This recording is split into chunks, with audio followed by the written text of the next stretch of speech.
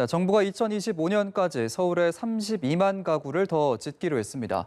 전국적으로는 83만 가구를 공급하기로 했는데 이번 정부 들어 최대 규모입니다. 오늘 발표된 주택 공급 발표 내용 이재동 기자와 함께 자세하게 들여다보겠습니다. 어서 오십시오. 안녕하세요. 네.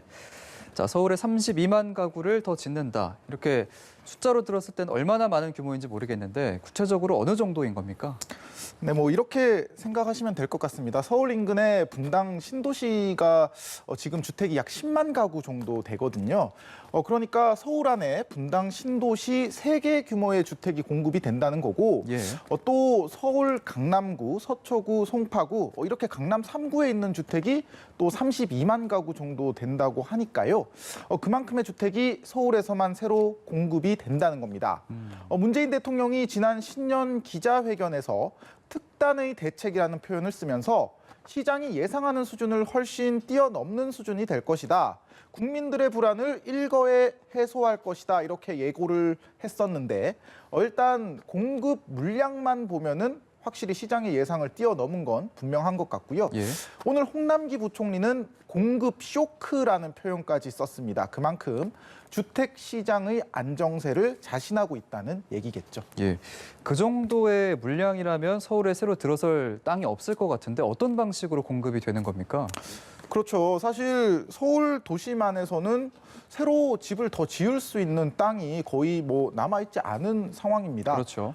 그래서 정부는 서울 공급 물량인 32만 가구 중에 27만 가구, 그러니까 사실상 대부분을 도심 개발 사업으로 공급을 하겠다는 방침입니다. 예. 우선 기존의 재건축이나 재개발이 추진되던 지역에 대해서는 주민 동의를 거쳐서 LH나 SH 등 공공기관이 직접 정비 사업에 나서는 새로운 방식이 도입이 되고요. 또 도심안의 역세권과 중공업 지역, 저층 주거지를 고밀 개발하는 방안도 확정을 했습니다. 예, 사실 이 재건축이나 재개발 같은 경우에는 기존에도 추진이 됐지만 진행이 잘 되지 않았던 경우가 많았는데 5년 안에 주택을 공급하겠다는 이 계획 실질적으로 가능하겠습니까? 네, 일단 개발에 공공이 참여하는 만큼 정부는 신속한 인허가와 과감한 인센티브를 통해서 평균 13년 이상 소요되는 기존 정비 사업을 5년 안으로 단축시키자 이런 계획입니다. 예. 모든 사업 리스크를 공기업이 부담하도록 하면 토지주나 세입자 등의 다양한 이해관계를 공기업이 조율을 할 수가 있다는 건데요. 사실 그동안 재건축, 재개발 사업 많이 진행이 됐었는데 이게 잘 진행이 되지 않았던 이유가 지주들의 반대도 있지만요. 세입자나 또 삶의 터전을 이룰 수 있는 상인들의 반대도 많았습니다. 예. 그렇기 때문에 정부는 이들에게 임시 영업 공간, 또 개발 뒤에 공급될 새 아파트의 공공 임대주택을 재정착용으로 제공하겠다는 방침입니다. 예, 말씀해 주신 것처럼 공공이 주도를 한다고 해도 지주들이 참여를 하느냐 이 부분이 가장 중요한 부분일 텐데 반응이 어떻습니까? 이번 정책에 대해서?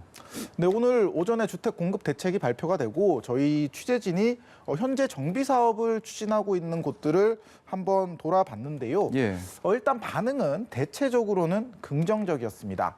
공공 정비 사업에 참여를 하게 되면 재건축의 경우에는 초과이익 부담금을 부과하지 않아도 되거든요. 예. 일단 이 대목에 관심을 기울이는 조합들이 있었고요. 특히 재건축 조합원의 경우 지금은 2년을 무조건 실거주를 해야 조합원 분양권을 받을 수가 있는데 이건 역시 공공이 참여하게 되면 면제해 주기로 했습니다. 여기에도 좀 긍정적인 반응들을 볼 수가 있었거든요. 사실 지난번 공공재개발이나 공공재건축 관련 정책이 발표가 됐을 경우 이게 정부가 용적률 상향을 인센티브로 제시를 했었습니다. 하지만 용적률 늘려봤자 결국 임대주택만 늘어나는 것 아니냐 이러면서 부정적인 반응이 적지 않았거든요. 예.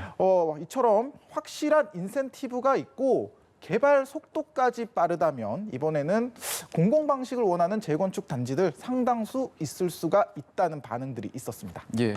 자, 그러니까 정리를 하면 이제 앞으로 재개발이나 재건축이 많이 추진이 될 텐데 그에 따른 투기 수요도 당연히 생겨날 수 있을 것 같거든요. 그에 따른 대책은 마련되어 있습니까?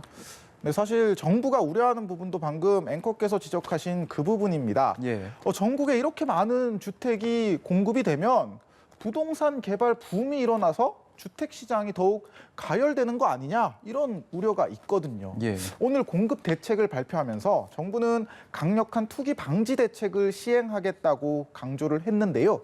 우선 오늘부터 공공시행 재개발, 재건축 추진구역 안에 있는 부동산을 매입할 경우에 주택이나 상가의 우선 공급권을 부여하지 않기로 했습니다. 이게 뭐 제가 좀 어렵게 설명을 드렸는데 무슨 말이냐면 예. 오늘부터 이제 정부 정책을 듣고 부동산을 사자 이렇게 부동산을 급히 사봤자 공공재개발이나 재건축이 돼도 이들 지역에서는 새 집을 받는 게 아니라 현금 청산밖에 할 수 없다는 얘기입니다. 예.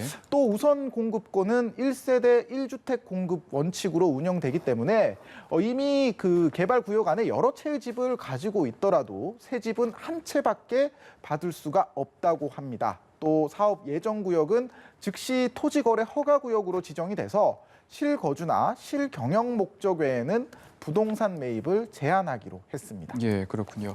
자, 또 이번 주택 공급 대책 발표에서 신규 택지에 대한 부분도 관심을 많이 받았는데 아직 장소가 구체적으로 공개가 되지 않은 거죠? 네, 그렇습니다. 정부는 이번에 신규 공공택지를 통해서도 수도권에 18만 가구 공급한다고 밝혔는데요. 예. 사실 지난번 대통령 신년 기자회견에서 문 대통령이 신규 택지의 과감한 개발을 주문하면서 좀 일각에서는 이거 사기 신도시가 나오는 거 아니냐 뭐 이런 관측도 있었습니다. 오늘 발표에서도 관련 질문이 있었는데 일단 변창흠 국토부 장관은 이번 발표 물량은 3기 신도시에 추가된 물량이라고 이해하면 될 것이다 이렇게만 밝혔습니다. 예. 뭐 아직 구체적인 입지를 밝히지는 않았는데요. 대부분 입지가 확정된 상태라고 하고 아직 지자체와의 협의가 좀 남아있는 부분이 있기 때문에 공개를 하지 않은 건데 정부는 협의가 완료되는 대로 주택이 공급되는 신규 택지를 발표할 예정입니다. 예, 알겠습니다. 오늘 발표된 주택 공급 대책 내용 이재동 기자와 함께 자세하게 내용 나눠봤습니다. 고맙습니다.